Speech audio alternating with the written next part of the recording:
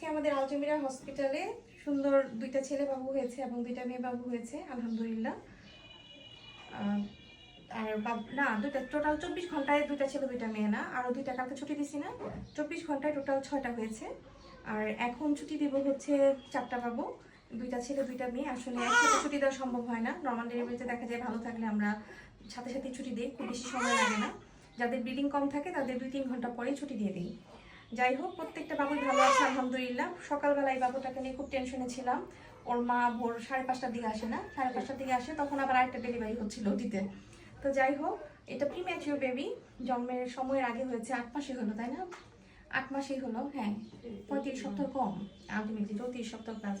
আচ্ছা 8 মাসে হয়েছে বাবু।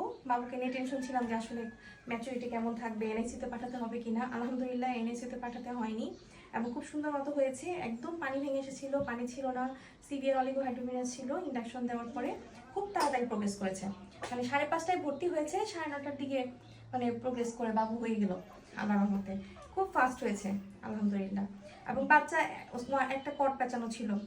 এখন সব প্রত্যেকটা বাচ্চা, এই বাচ্চা ছিল ফেস প্রেজেন্টেশন। আমাদের এখানে 2টা ফেস প্রেজেন্টেশন হলো, একটা ছিল চন্দ্রার আর এই বাবুটা। এই বাবুটা হচ্ছে মানে আলহামদুলিল্লাহ যে হসপিটালে এসেছিল, এটা বাসায় হতে গেলে খুব ঝামেলা হতো। এই টাইপের ফেস প্রেজেন্টেশন থাকলে দেখা যায় অনেক সময় বাচ্চা কিন্তু মারাও যায়, কিন্তু ও খুব সুন্দর মতো হয়েছে। তারপরে এই বাবুটা 3টা কট পেঁচানো ছিল, যাতা কথা 3টা, মানে ভালো টাইট কট। এই বাবু না, এই বাবু হলো 3টা কট পেঁচানো ছিল মনে হয়, না এইটা সরি ভুলে যাই।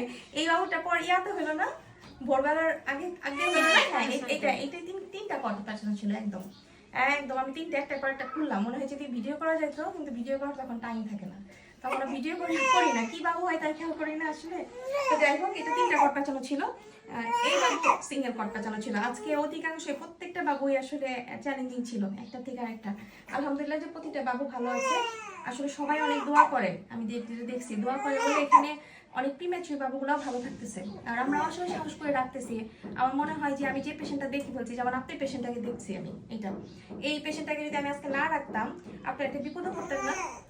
কিন্তু ক্লিনিকে কিন্তু এটা রোগী রাখে না, যে সময় হয় নাই, বাচ্চা খারাপ হতে পারে, তারা নিয়ে যাই। এখন আমাকে দেখায় বাচ্চা খারাপ হতেই পারে, তাই বলে কি আমি দায় সারা ভাবে আরেক জায়গায় পাঠিয়ে দিব? এটা তো উচিত না। আমি জানি না আপনাদের কি মনে হয়, এটা উচিত না, মোটেও উচিত না। তো যাই হোক, প্রত্যেকটা বাচ্চার জন্য দোয়া করবেন। আর সবাই অবশ্যই বারবার বলতেছি, একটা করে ডোনার রেডি রাখবেন। কখনকার ব্লিডিং হবে বোঝা যাবে না, এটা আসলে বলা যায় না। একটা করে ডোনার অবশ্যই রেডি রাখা উচিত। আর এই বাবুর বাড়ির লোক সবাই খুব ভালো ছিল, কিন্তু বাইরের কিছু লোক এসে খুব ঝামেলা করেছিল। আপনারা যখন আসবেন প্লিজ, নর্মাল ডেলিভারিতে বাইরের লোক আসতে বলার কিছু নাই। এখানে আসলে বেড়াইতে আসে না কেউ, ঠিক আছে? ডেলিভারির ব্যথাটা খুবই অসহ্য ব্যথা।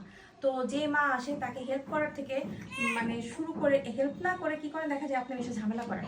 তো ওর ক্ষেত্রেও তাই হয়েছে, 3rd পার্সন এসে খুব ঝামেলা করেছে। আর এবং কি গতকালকে একমাত্র একটা মুরব্বী ছেলে মানুষ ঝামেলা করছে। আমি এরকম কখনোই দেখিনি যে ছেলে মানুষ এসে রাগারাগি করে, চিল্লাচিল্লি করে।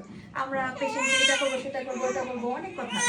তো যাই হোক, বাচ্চার মা এবং বাবা ভালো ছিল, বাচ্চার দাদু নানু সবাই ভালো ছিল। ওকে, যাই হোক, সবাই দোয়া করবেন ভালোদের জন্য। বাবারা কান্না করতেছে, আমাদের হাসপাতালের জন্য দোয়া করবেন। ভালো থাকবেন, সুস্থ থাকবেন। আল্লাহ হাফেজ, আসসালামু আলাইকুম।